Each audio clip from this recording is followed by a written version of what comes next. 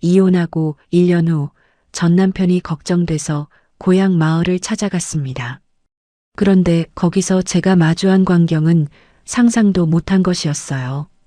40년 동안 가난하다며 저보고 일하라던 그 사람이 알고 보니 엄청난 비밀을 숨기고 있었던 겁니다. 평생 악착같이 일한 저는 6천만 원 들고 원룸에 사는데 그 사람은 대체 어떻게 된 걸까요? 그날 제가 본 진실은 제 인생을 완전히 뒤집어 놓았습니다. 오늘 제 이야기를 끝까지 들어주시면 이런 상황에서 어떻게 다시 일어설 수 있는지 알게 되실 거예요. 그리고 어느 지역에서 시청하고 계신지 댓글 한 번씩만 부탁드립니다. 여러분의 이야기도 듣고 싶습니다.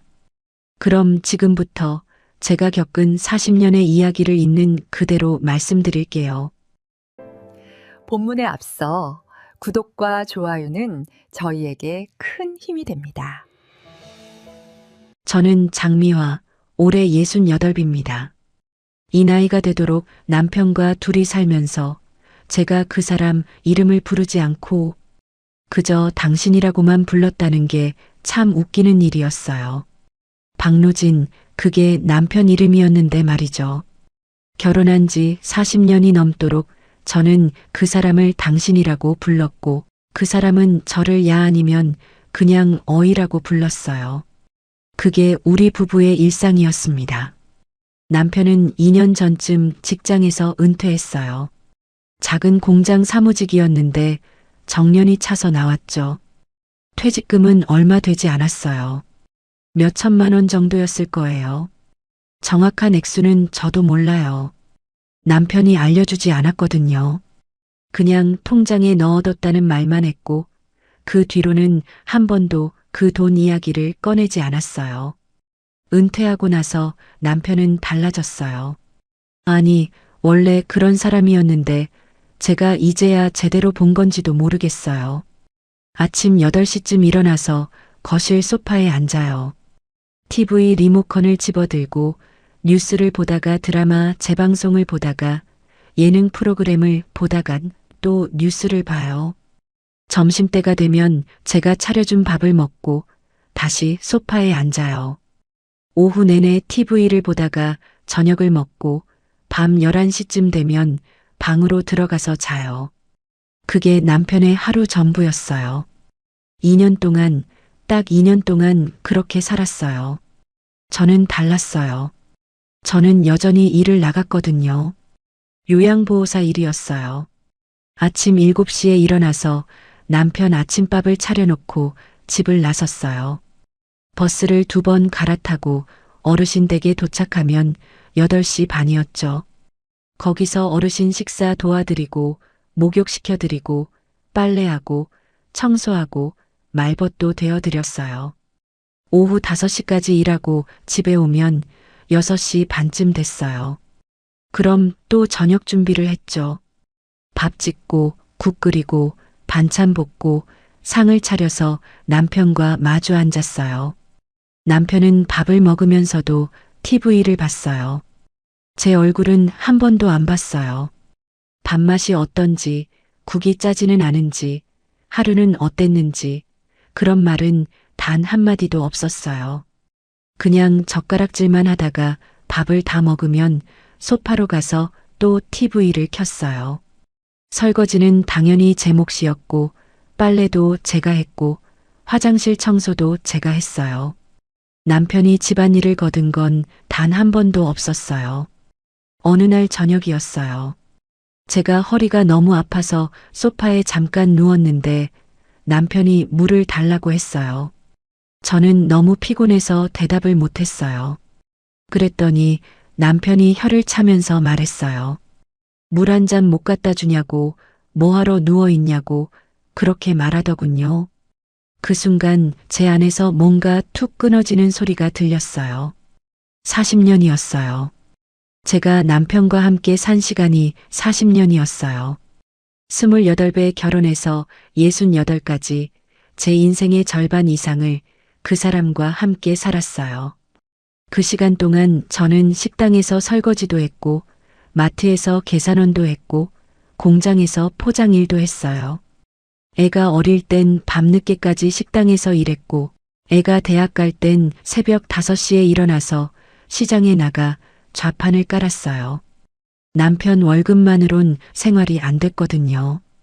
그 사람은 늘 돈이 없다고 했어요. 직장 월급이 적다고, 물가가 오른다고, 애 학비가 부담된다고 그렇게 말했어요.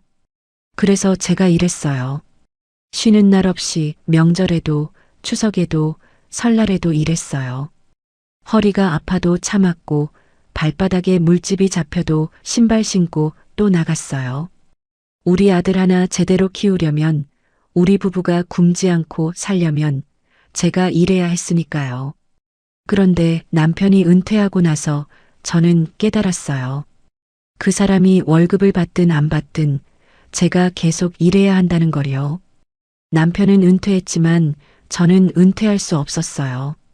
우리 집 전세금 1억 4천만 원, 그게 우리 전 재산이었고, 남편 퇴직금은 어디에 있는지도 모르는 상황에서 제가 일을 그만두면 당장 생활비가 없었거든요. 요양보호사 월급은 한 달에 180만 원 정도였어요. 거기서 통신비, 관리비, 식비, 교통비 빼면 남는 게 거의 없었어요. 그런데도 남편은 용돈을 달라고 했어요.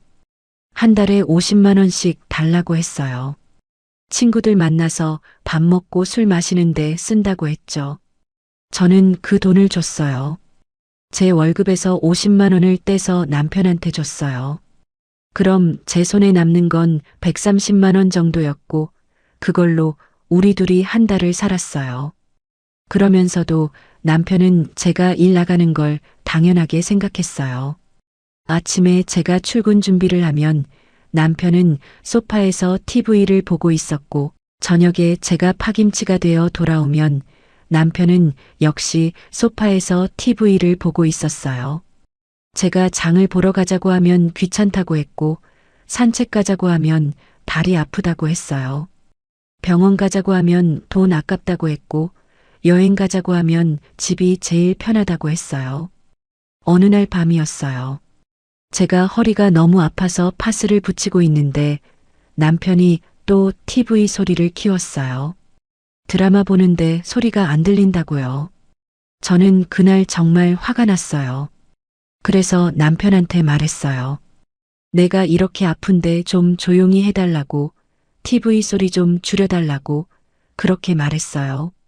남편은 저를 쳐다보지도 않고 말했어요. 아프면 병원 가지 왜 여기서 난리냐고, 자기는 하루 종일 심심해서 TV나 보는 건데 그것도 못 보게 하냐고 그렇게 말하더군요. 그 순간 저는 알았어요. 이 사람은 저를 사랑한 적이 없구나.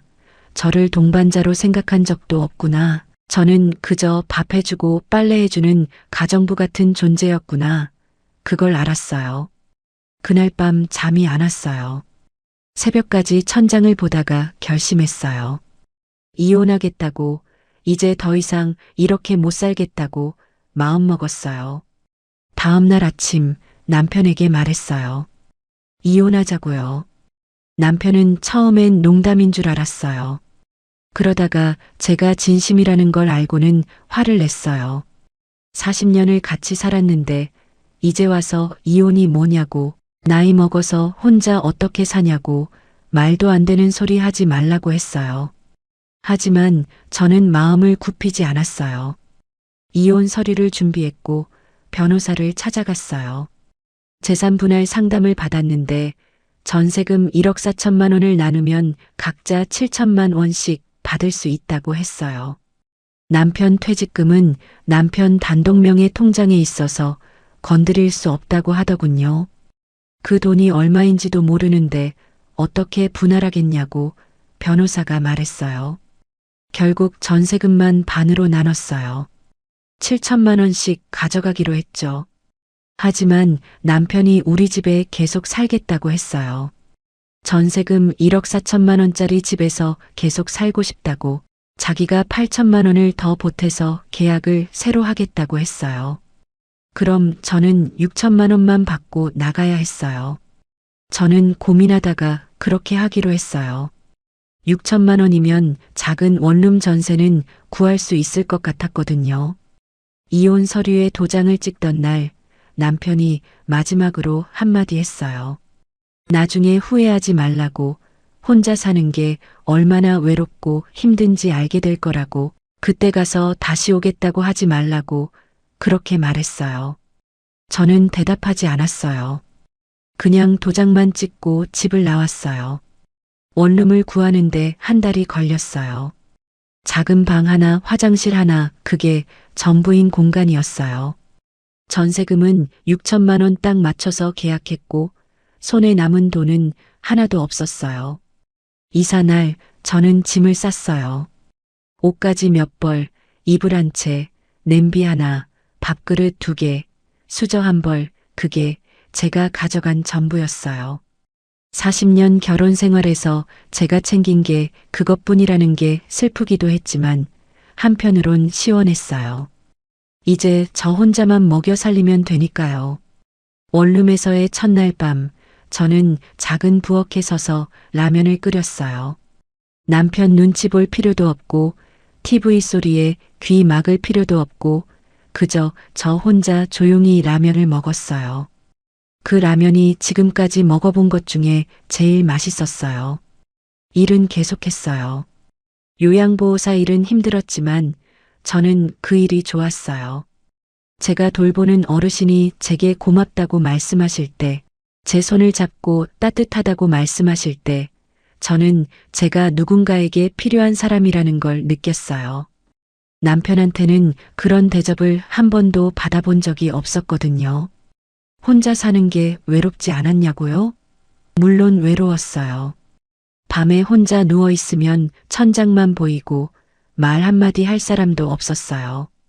하지만 그 외로움이 남편과 함께 살 때의 외로움보다는 나았어요.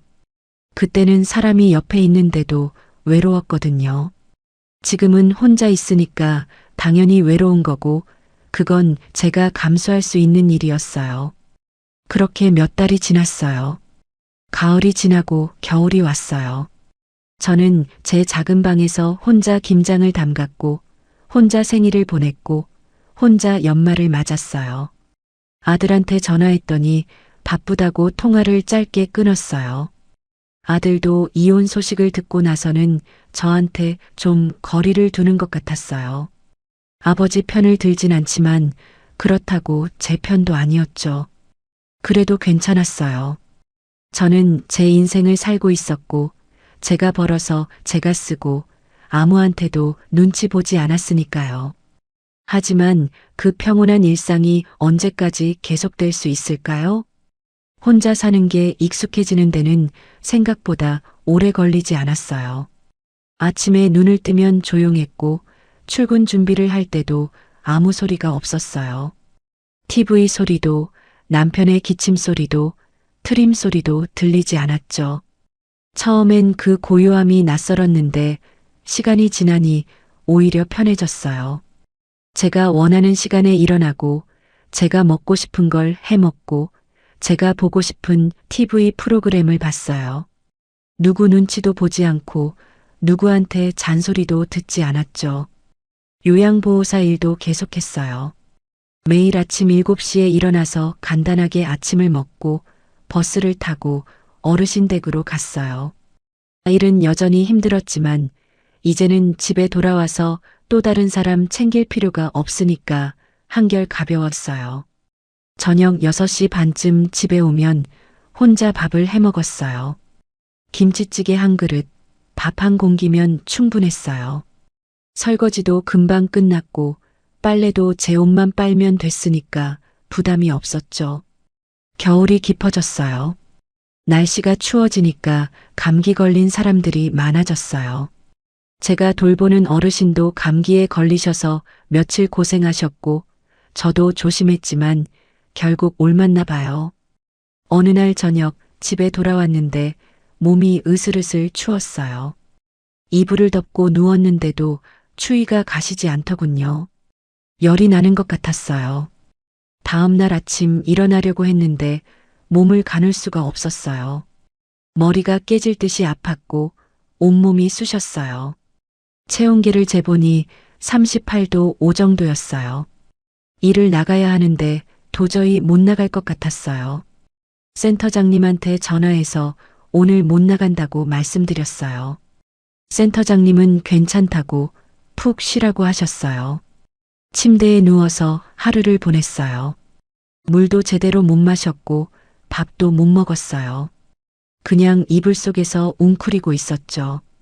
저녁 때쯤 되니까 열이 더 올랐어요. 체온계를 다시 재보니 39도가 넘었어요. 머리가 아파서 약을 먹었는데 별로 효과가 없었어요. 밤이 깊어졌어요. 열은 계속 올랐고 숨 쉬는 게 점점 힘들어졌어요. 시계를 보니 새벽 3시였어요. 온 세상이 잠든 시간, 저만 혼자 깨어서 천장을 보고 있었어요. 체온계를 또 재봤어요. 40도였어요.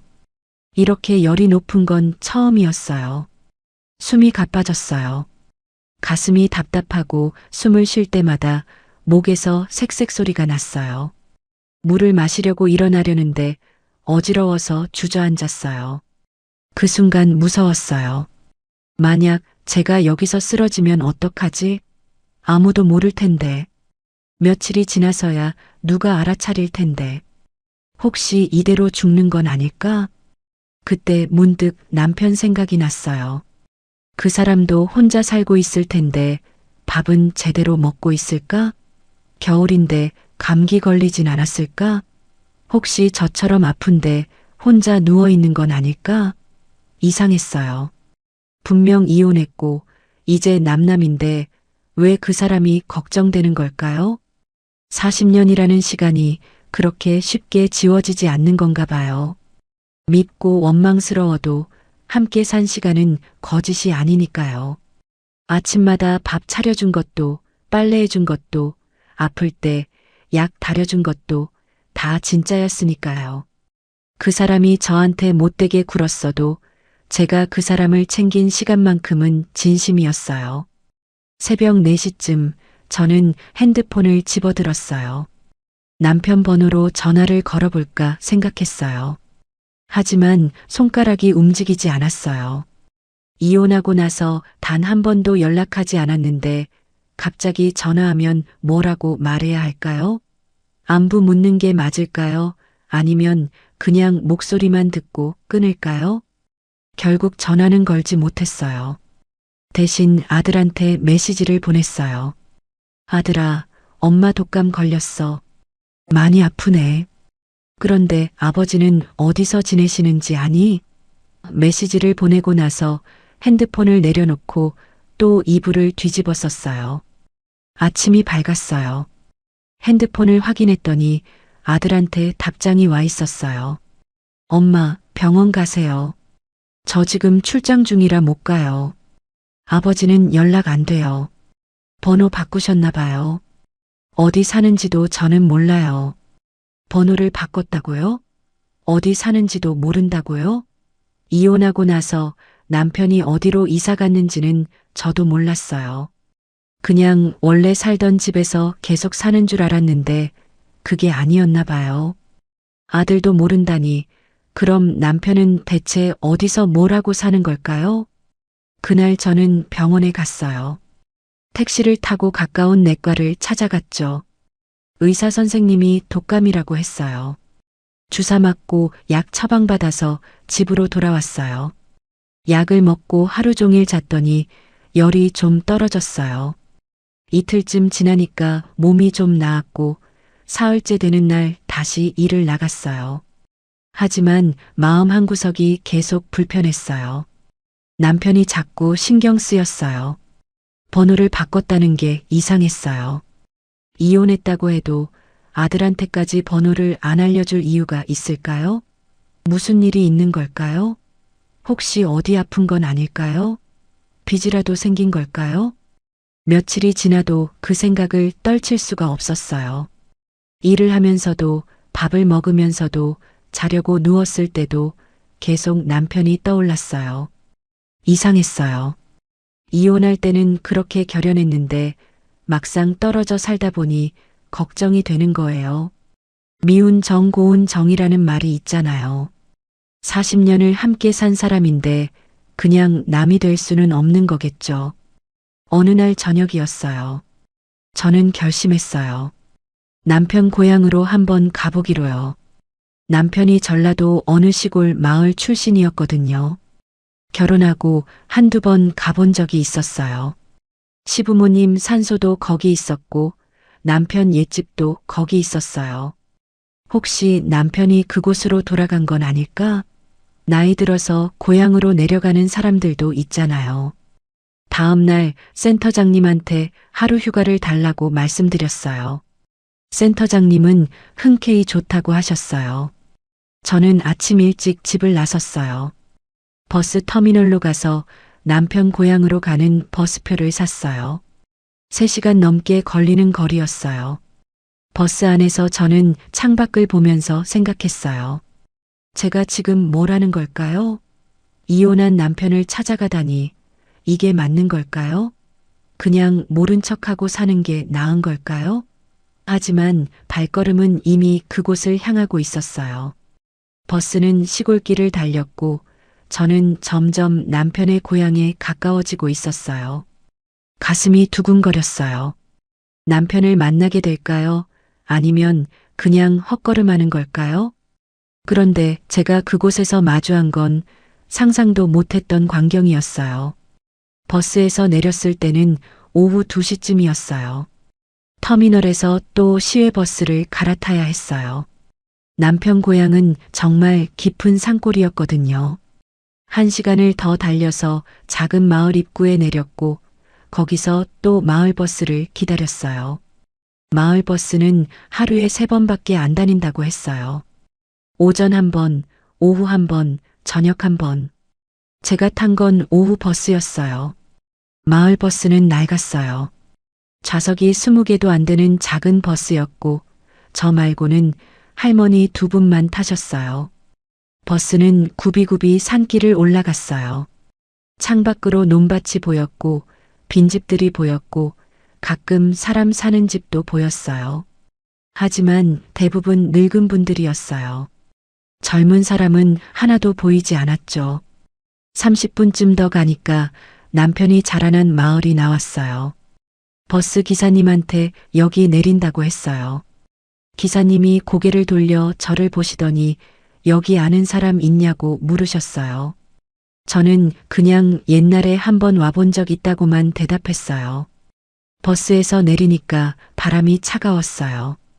겨울 산골 바람은 도시와 달랐어요. 뼛속까지 시린 느낌이었죠. 저는 외투깃을 세우고 마을 안쪽으로 걸어갔어요. 기억을 더듬으며 남편 옛집이 있던 방향으로 갔어요. 20년 전쯤 마지막으로 왔을 때만 해도 이 마을엔 사람이 꽤 많았어요. 아이들 뛰어노는 소리도 들렸고 마을 회관에선 어르신들이 화투 치는 소리도 났었죠. 그런데 지금은 너무 조용했어요. 사람 사는 집이 손에 꼽을 정도였고 빈집이 대부분이었어요. 어떤 집은 지붕이 무너져 있었고 어떤 집은 담장이 무너져 있었어요. 좁은 길을 따라 10분쯤 걸어 올라가니까 남편 옛집이 보였어요. 아니, 옛집이 있던 자리가 보였다고 해야 맞겠네요. 저는 그 자리에서 멈춰 섰어요. 믿을 수가 없었거든요. 집이 완전히 무너져 있었어요. 기와는 다 떨어져 나갔고 벽은 허물어져 있었고 대들보만 겨우 남아서 비스듬하게 기울어져 있었어요. 마당엔 잡초가 무성했고 대문은 녹슬어서 반쯤 떨어져 있었어요. 이게 정말 남편이 자란 집이 맞나 싶었어요. 결혼하고 한두 번 왔을 때만 해도 멀쩡한 기와집이었는데 이제는 폐가가 되어버린 거예요. 저는 무너진 대문 앞에 서서 한참을 바라봤어요. 남편이 여기 있을 리 없다는 걸 알았어요. 이런 곳에서 사람이 어떻게 살아요? 그럼 남편은 대체 어디로 간 걸까요? 문득 시부모님 산소가 생각났어요. 집에서 10분쯤 더 올라가면 산소가 있었어요. 예전에 한번 성묘 온 적이 있었거든요. 남편이 혹시 그곳에 있을까 싶어서 그쪽으로 발걸음을 옮겼어요. 산길은 가파랐어요. 숨이 찼지만 계속 올라갔어요. 낙엽이 쌓인 길을 밟으며 한 걸음 한 걸음 올라갔죠. 20분쯤 걸었을까요? 산소가 있던 자리에 도착했어요. 그런데 거기도 이상했어요. 분명 이 자리였는데 봉분이 없었어요. 평평한 땅만 있었어요. 잔디도 없고 비석도 없고 아무것도 없었어요. 저는 당황해서 주변을 둘러봤어요. 혹시 제가 길을 잘못 찾아온 건가 싶어서 이리저리 다녔어요. 하지만 분명 여기가 맞았어요. 저 아래로 마을이 보이는 위치, 큰 소나무 옆, 여긴 틀림없이 시부모님 산소가 있던 자리였어요. 무슨 일이 있었던 걸까요? 묘가 통째로 사라졌어요. 도굴이라도 당한 걸까요? 아니면 산사태라도 난 걸까요? 저는 점점 불안해졌어요. 이 마을에 뭔가 큰 일이 있었던 게 분명했어요. 저는 다시 마을로 내려갔어요. 사람을 만나야 했어요. 누구라도 좋으니 이 마을에서 무슨 일이 있었는지 물어봐야 했어요. 마을 회관 쪽으로 걸어가는데 저 멀리서 노란 조끼를 입은 남자가 걸어오는 게 보였어요. 나이는 70줄쯤 돼 보였어요. 그분이 제게 다가와서 누구를 찾냐고 물으셨어요. 저는 남편 이름을 댔어요. 박노진이라는 사람 아냐고, 이 마을 출신이라고, 그 집이 저기 무너진 집이라고 말했어요. 노인이 고개를 끄덕이셨어요. 아, 그 집 며느리였냐고 하시더군요. 저는 이혼했다고 말하려다가 그냥 그렇다고만 대답했어요. 노인은 산림감시원이라고 하셨어요. 이 산을 관리하는 일을 하신다고요. 저는 노인한테 물었어요. 이 마을에 무슨 일이 있었냐고, 왜 집들이 다 무너져 있냐고, 그리고 산소는 왜 없어졌냐고요. 노인이 한숨을 쉬며 말씀하셨어요. 이 마을은 이제 끝났다고, 젊은 사람들 다 떠나고 늙은이만 몇 명 남았다고, 집들은 관리할 사람이 없어서 다 무너지고 있다고 하셨어요. 그럼 산소는요? 저는 다시 물었어요. 왜 산소가 없어진 거냐고요. 노인이 저를 빤히 보시더니 천천히 입을 여셨어요. 그 묘지들 전부 이장됐다고 하셨어요. 이장? 어디로요? 저는 다그쳐 물었어요. 노인은 고개를 산 위쪽으로 돌리며 말씀하셨어요. 저 위쪽 산 전체가 팔렸다고요. 대기업에서 골프장 만든다고 땅을 샀다고요. 그래서 산소들이 전부 다른 곳으로 옮겨졌다고 하셨어요. 저는 어안이 벙벙했어요. 골프장이요? 이 산골에 골프장을요? 믿기지 않았어요. 하지만 노인은 진지한 표정으로 계속 말씀하셨어요. 몇 년 전부터 개발 이야기가 나왔다고, 마을 사람들 대부분이 반대했다고, 조상 묘를 함부로 옮길 수 없다고 다들 버텼다고요. 그런데요. 노인의 목소리가 낮아졌어요. 박노진이란 사람이 제일 먼저 팔았다고 하셨어요. 자기 집 선산을 통째로 팔아버렸다고요. 그 사람이 팔자 다른 집들도 하나둘씩 팔기 시작했고 결국 산 전체가 넘어갔다고 하셨어요. 저는 그 자리에 선체로 굳어버렸어요. 남편이 선산을 팔았다고요? 시부모님 묘가 있는 땅을요? 언제요? 얼마를 받고요? 노인은 한숨을 또 한 번 쉬셨어요. 그리고는 제게 충격적인 숫자를 말씀하셨어요. 그 돈이면 제 인생 전체를 다시 살 수도 있을 만큼 큰 돈이었는데 저는 그 돈에 대해 단 한 번도 들어본 적이 없었어요. 28억. 노인이 말씀하신 숫자가 귀에 맴돌았어요. 28억 원이라고 하셨어요. 남편이 선산을 팔아서 받은 돈이 28억 원이라고요. 저는 그 자리에 주저앉고 말았어요. 다리에 힘이 풀려서 더 이상 서 있을 수가 없었어요. 노인이 놀라서 제 팔을 붙잡아 주셨어요. 괜찮냐고 어디 아프냐고 물으셨지만 저는 대답할 수가 없었어요. 28억이요. 저는 평생 그런 돈을 만져본 적도 없었어요. 아니, 상상해 본 적도 없었어요. 제가 40년 동안 일해서 번 돈을 다 합쳐도 그 절반도 안 될 거예요. 식당에서, 마트에서, 공장에서, 시장에서, 요양보호사로 일하면서 악착같이 모은 돈이 고작 몇 천만 원이었는데 남편은 땅 한 번 팔아서 28억을 손에 쥔 거예요. 노인이 제게 물을 한 잔 건네주셨어요. 근처 슈퍼에서 사오셨나 봐요. 저는 떨리는 손으로 물병을 받아들고 한 모금 마셨어요. 목이 타들어가는 것 같았어요. 정신을 차리고 노인한테 다시 물었어요. 그게 언제 일이냐고요. 노인은 한 3년 전쯤 됐다고 하셨어요. 3년 전이요. 그때 저는 뭘 하고 있었을까요? 아마 마트에서 계산원 일을 하고 있었을 거예요. 아침부터 저녁까지 서서 바코드 찍고 손님들 상대하고 하루에 8만 원 받고 일하고 있었을 거예요. 그 사이 남편은 28억짜리 땅 거래를 하고 있었던 거예요. 노인이 계속 말씀하셨어요. 마을 사람들이 다 반대했다고요. 조상 묘가 있는 땅인데 어떻게 쉽게 파냐고, 대대로 물려받은 땅인데 돈 때문에 팔 수 있냐고 다들 버텼다고 하셨어요. 하지만 박노진이란 사람이 제일 먼저 도장을 찍었다고요. 돈이 급한 것처럼 서둘러 계약했다고 하셨어요. 돈이 급했다고요? 저는 쓴웃음이 났어요. 그 사람이 평생 하던 소리가 돈 없다는 소리였어요. 애 학비 낼 돈이 없다고, 집 전세금 낼 돈이 없다고, 명절 차례 지낼 돈도 없다고 늘 그렇게 말했어요.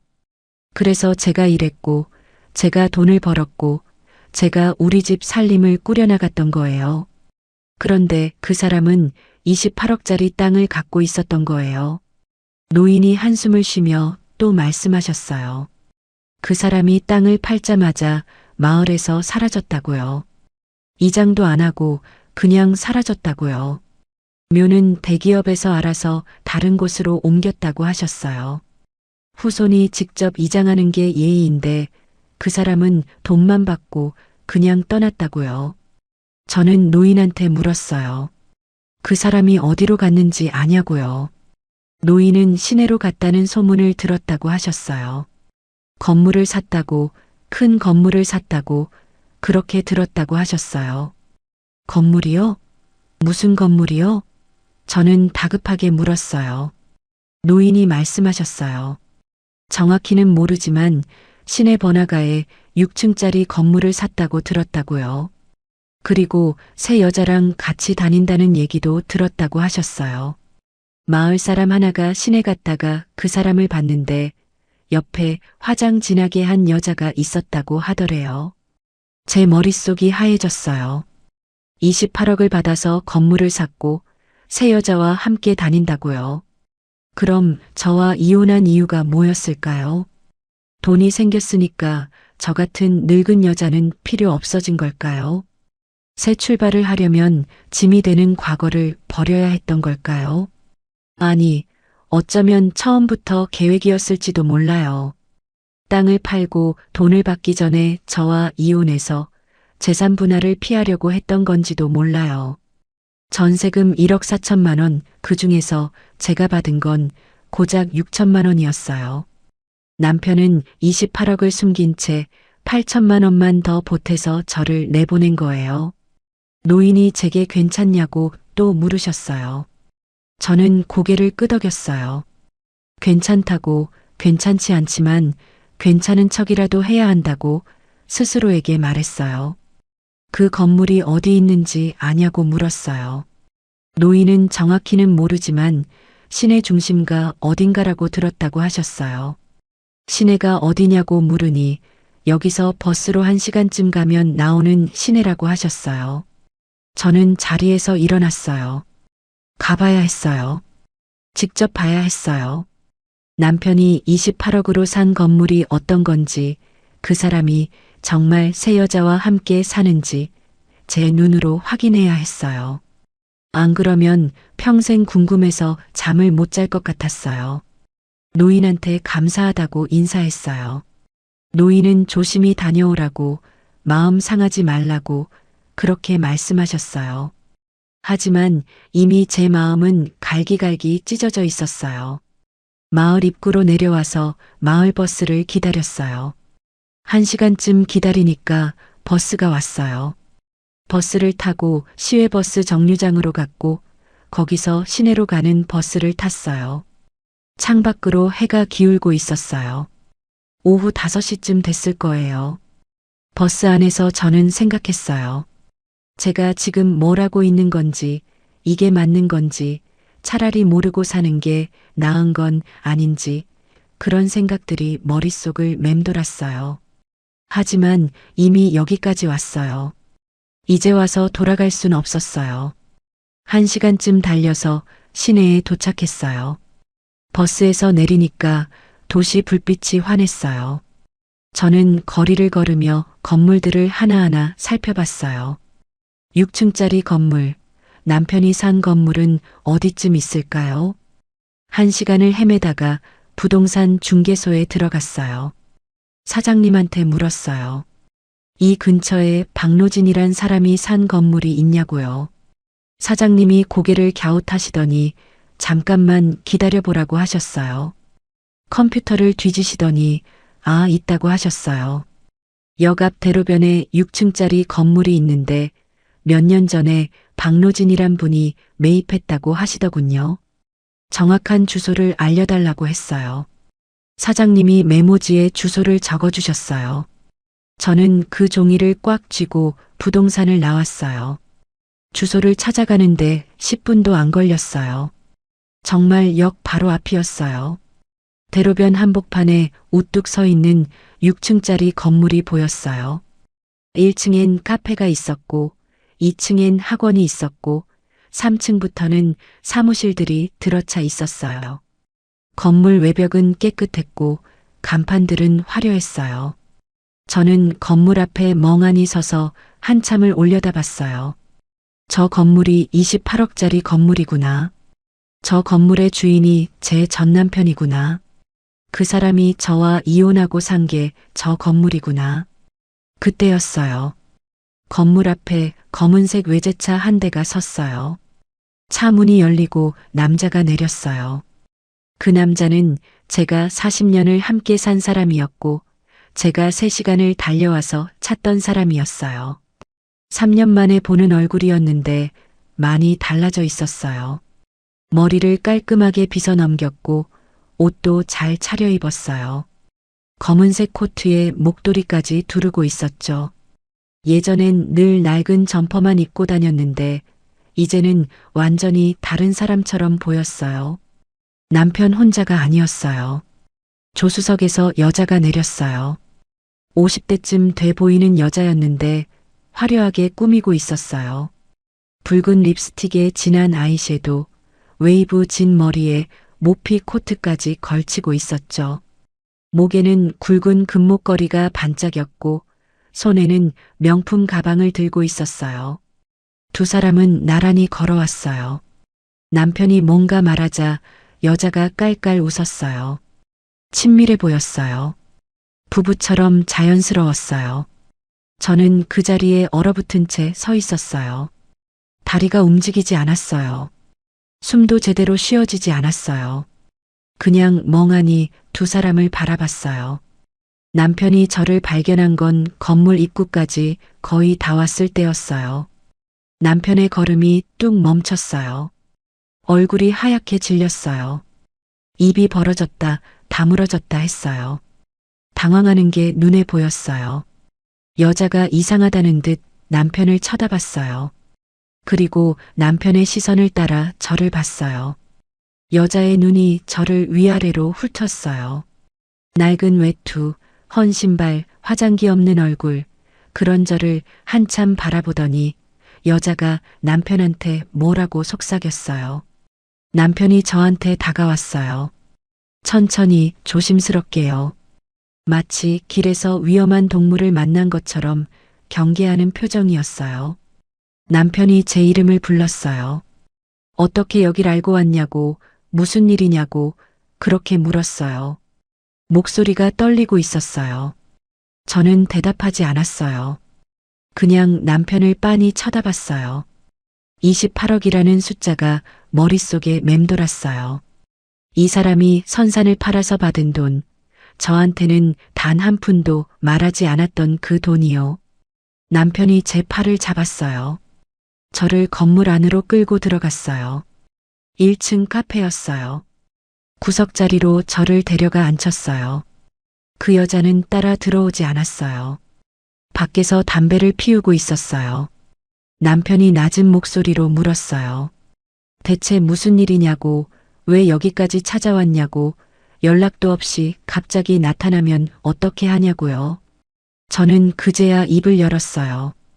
당신 고향에 갔다 왔다고, 폐가 된 집 봤다고, 사라진 묘도 봤다고, 마을 사람한테 다 들었다고 그렇게 말했어요. 남편의 얼굴이 더 굳어졌어요. 한참 동안 아무 말도 하지 않았어요. 그러다가 한숨을 길게 내쉬었어요. 그 사람이 말했어요. 그건 상속받은 재산이라고, 자기 선대 땅이라고, 자기 마음대로 처분할 수 있는 거라고요. 이혼한 사이인데 왜 그걸 보고하고 상의해야 하냐고 그렇게 말하더군요. 저는 웃음이 나왔어요. 쓴웃음이었어요. 상속받은 재산이라고요. 그럼 결혼해서 40년 동안은 뭐였을까요? 그때는 왜 돈 없다고 했을까요? 왜 저보고 일하라고 했을까요? 남편이 말했어요. 그 땅은 원래 쓸모없는 땅이었다고, 개발 전에는 값어치가 없었다고, 운 좋게 골프장 들어와서 돈이 된 거라고요. 그러니까 이건 횡재한 거라고, 노력해서 번 돈이 아니라고 그렇게 말했어요. 횡재요. 그 말을 듣는 순간 제 가슴이 찢어지는 것 같았어요.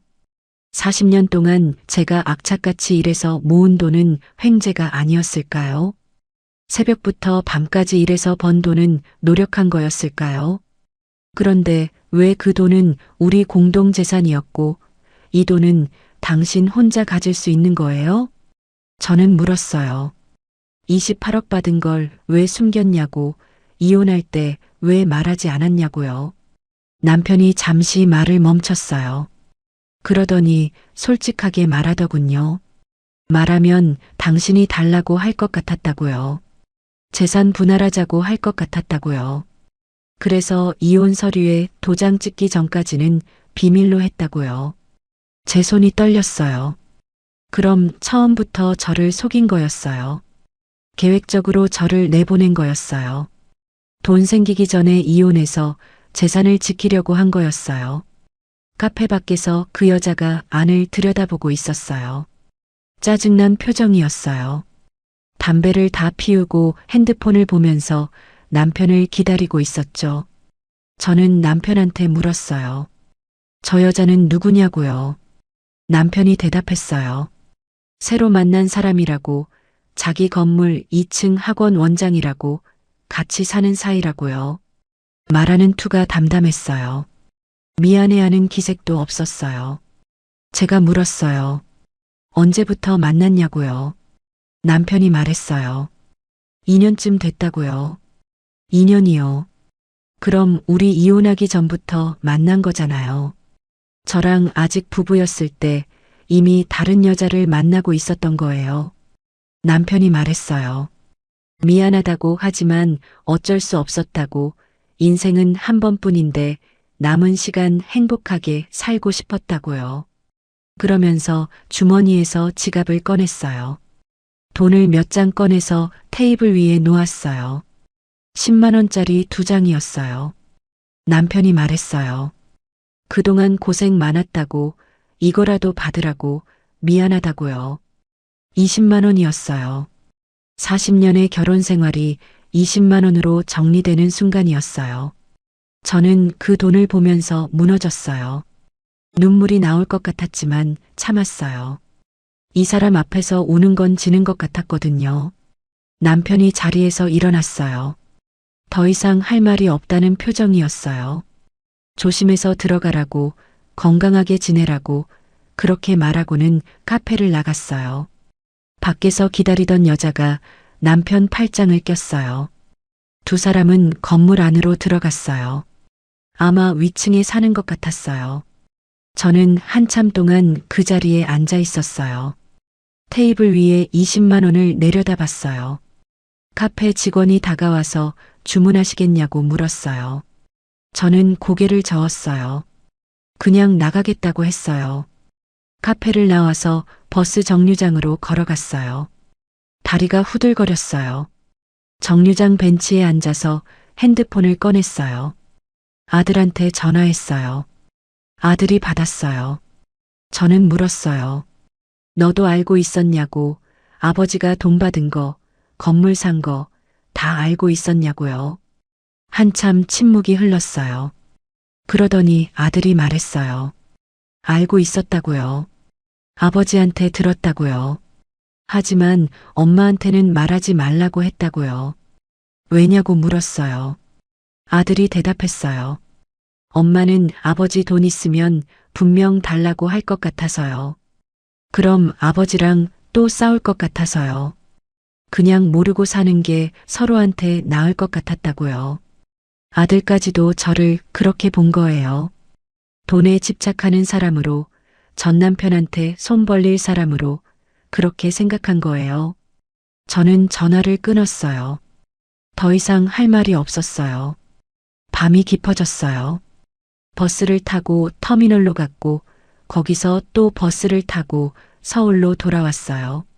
새벽 2시쯤 원룸에 도착했어요. 불을 켜고 방 안을 둘러봤어요. 작은 방, 낡은 가구, 그게 제 전부였어요. 그리고 가방 속 20만 원이 있었죠. 40년이 이렇게 끝나는 거였어요. 원룸으로 돌아온 날 저는 잠을 자지 못했어요. 침대에 누워서 천장만 쳐다봤어요. 머릿속으론 온갖 생각이 다 들었어요.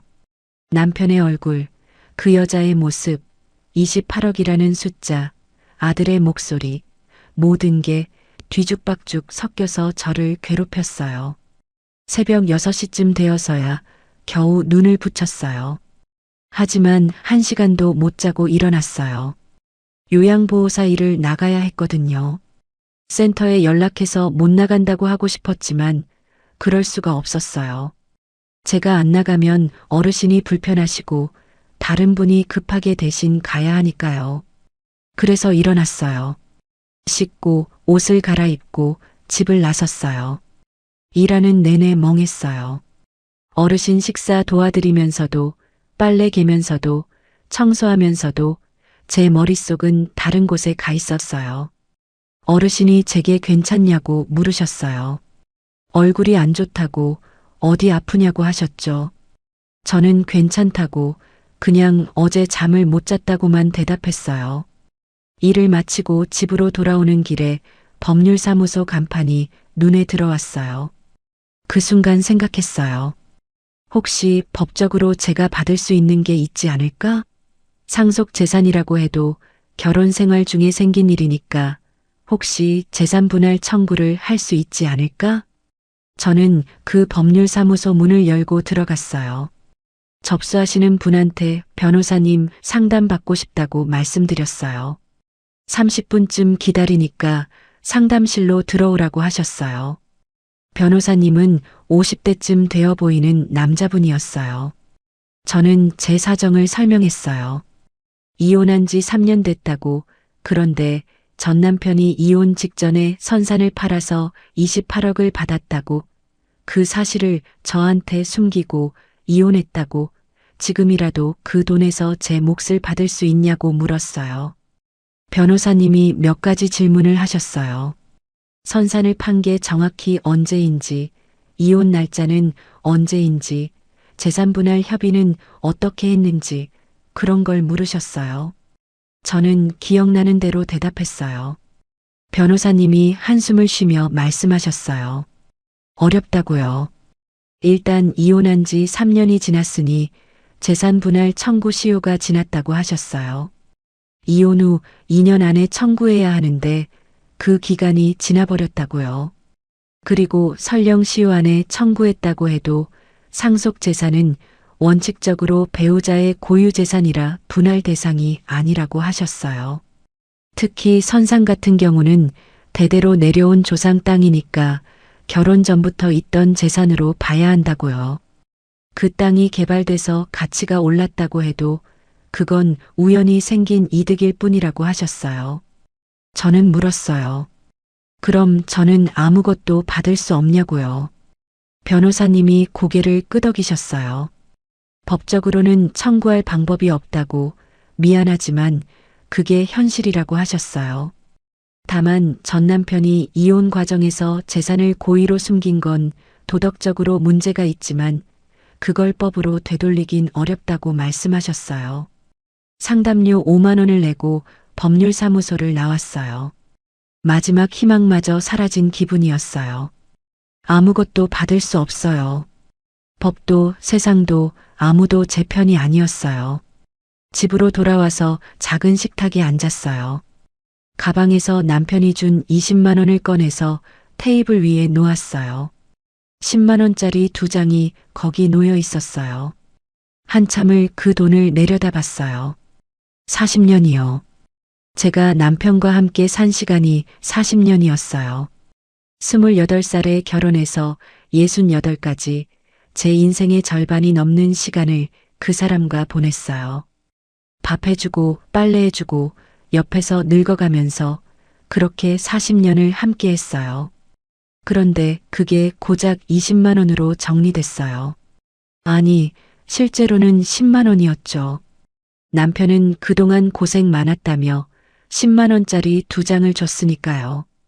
제 40년이 10만 원어치였던 거예요. 가슴이 찢어지는 것 같았어요. 억울하고 화나고 슬프고 허무했어요. 왜 저는 이렇게 살아야 했을까요? 왜 저는 평생 일만 하다가 늙어서 혼자가 되어야 했을까요? 왜 저는 아무것도 받지 못하고 아무것도 인정받지 못한 채 이렇게 끝나야 하는 걸까요? 밤이 깊어졌어요. 저는 불을 끄고 침대에 누웠어요. 어둠 속에서 조용히 생각했어요. 혹시 제가 너무 많은 걸 알아버린 걸까요? 만약 그날 남편이 걱정돼서 고향까지 찾아가지 않았다면 어땠을까요? 마을 노인한테 28억 이야기를 듣지 않았다면, 시내까지 찾아가서 건물을 보지 않았다면, 남편과 그 여자를 보지 않았다면, 아들의 진심을 듣지 않았다면, 그냥 모르고 살았으면 조금은 덜 아팠을까요? 원룸에서 조용히 혼자 살면서 남편은 어디선가 잘 살고 있겠지 하고 생각하면서 그렇게 살았으면 이렇게 가슴 아프지는 않았을 것 같았어요. 진실을 알고 나니까 더 고통스러웠어요. 몰랐으면 상처받지 않았을 일들을 알아버렸으니까요. 하지만 동시에 이런 생각도 들었어요. 그래도 알게 돼서 다행이라고. 만약 평생 모르고 살았다면 저는 남편을 걱정하면서 살았을 거예요. 그 사람이 혹시 힘들게 사는 건 아닐까, 외롭게 지내는 건 아닐까, 그런 걱정하면서 살았을 거예요. 하지만 이제 알았잖아요. 그 사람은 28억 가진 건물주로 새 여자와 잘 살고 있다는 걸요. 이제 저는 걱정하지 않아도 돼요. 미련 갖지 않아도 돼요. 그 사람은 저 없이도 잘 살고 있고 저를 필요로 하지 않고 저를 생각하지도 않으니까요. 이제 저도 그 사람을 놓아줘도 되는 거예요. 다음 날 아침 저는 7시에 일어났어요. 씻고 간단히 밥을 먹고 출근 준비를 했어요. 요양보호사 일을 나가야 했어요. 제가 돌보는 어르신이 저를 기다리고 계실 테니까요. 현관문을 나서면서 생각했어요. 저는 혼자예요. 앞으로도 계속 혼자일 거예요. 남편도 없고 자식도 제 편이 아니고 가진 것도 별로 없어요. 작은 원룸 하나, 요양보호사 월급, 그게 제 전부예요. 하지만 그래도 괜찮아요. 저는 살아있으니까요. 건강하니까요. 일할 수 있으니까요. 내일도 일어나서 밥 해 먹고 출근하고 어르신 돌보고 집에 돌아와서 또 하루를 보낼 수 있으니까요. 40년이 허무하게 끝났지만 제 인생까지 끝난 건 아니에요. 저는 아직 살아야 해요. 제 힘으로 제 방식으로 그렇게 살아가야 해요. 테이블 위에 놓인 20만 원은 그대로 뒀어요. 당분간은 쓰지 않을 거예요. 그냥 거기 놔두고 볼 거예요. 가끔 그걸 보면서 생각할 거예요. 40년의 가치가 이것뿐이었구나 하고요. 그리고 다짐할 거예요. 앞으로 남은 제 인생은 저를 위해 쓰겠다고요. 여러분한테 묻고 싶어요. 만약 여러분이었다면 어떻게 하셨을까요? 전 남편이 큰 돈을 숨기고 새 삶을 살고 있다는 걸 알게 됐을 때 끝까지 찾아가서 진실을 확인하셨을까요? 아니면 모른 척하고 그냥 사셨을까요? 모르는 게 약이라는 말이 있잖아요. 때로는 진실을 아는 것보다 모르고 사는 게 더 편할 때도 있는 것 같아요. 하지만 저는 알게 됐어요. 그리고 이제는 그 진실을 안고 살아갈 거예요. 혼자지만 괜찮아요. 외롭지만 견딜만 해요. 내일도 모레도 저는 일어나서 제 하루를 살아갈 거예요. 그게 제가 선택한 삶이고 제가 걸어가야 할 길이니까요.